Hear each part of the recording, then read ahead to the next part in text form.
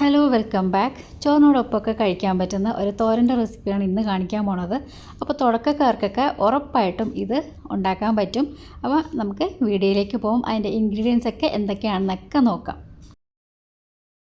ആദ്യം തന്നെ തോരന് വേണ്ടിയിട്ടുള്ള അരപ്പ് റെഡിയാക്കണം. അപ്പോൾ അതിനായിട്ട് ഒരു 1/4 കപ്പ് തേങ്ങ എടുത്തിട്ടുണ്ട്. പിന്നെ ഇതിലേക്ക് ഒരു ചെറിയ ഉള്ളിയും ഒരു വെളുത്തുള്ളിയും അതും ഇതിലേക്ക് ഇട്ട് കൊടുക്കാം. പിന്നെ ഒരു 1/4 ടീസ്പൂൺ ജീരകം, 1/4 ടീസ്പൂൺ മഞ്ഞൾപ്പൊടി, ഇതെല്ലാം കൂടെ ഇട്ടിട്ടൊന്ന് ജസ്റ്റ് ഒന്ന് ചതച്ചെടുക്കുക. അതായത് പൾസിലിട്ടിട്ടൊന്ന് കറക്കിയെടുക്കുക. നല്ലപോലെ ഇത് അരഞ്ഞു പോകണ്ട കേട്ടോ, ഒന്ന് ജസ്റ്റ് ഒന്ന് കറക്കിയെടുത്താൽ മതി. ഇനിയിപ്പോൾ ഒരു പാനിലേക്ക് കുറച്ച് എണ്ണ ഒഴിച്ചു കൊടുത്തിട്ടുണ്ട്. ഇതിലേക്ക് കുറച്ച് കടുക് ഇട്ടിട്ടുണ്ട്. അപ്പോൾ കടുക് കൂടുതൽ വേണമെന്നുണ്ടെങ്കിൽ കൂടുതൽ കടുക് ഇടാം കേട്ടോ. അപ്പോൾ ഞാനിവിടെ കുറച്ച് കടുക് മാത്രമേ ഇട്ടിട്ടുള്ളൂ. അപ്പോൾ അത് പൊട്ടിയതിന് ശേഷം ഒരു 2 വറ്റൽമുളകും കുറച്ച് കറിവേപ്പിലയും കൂടെ ഇട്ടിട്ടൊന്ന് താളിച്ചെടുക്കുകയാണ്.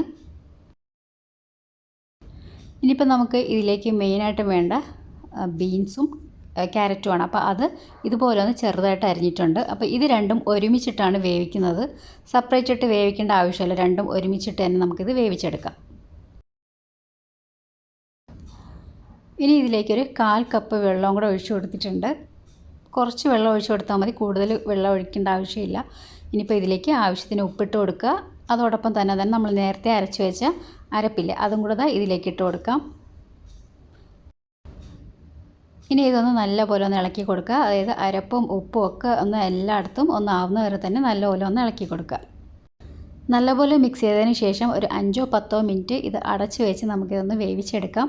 അപ്പം നമ്മൾ കുറച്ച് വെള്ളം ഒഴിച്ച് കൊടുത്തിട്ടുള്ളത് കൊണ്ട് അടിയിലൊന്നും പിടിക്കില്ല. അപ്പം ഇതൊന്ന് ഇടയ്ക്കിടയ്ക്കൊന്ന് ഇളക്കി കൊടുക്കുക.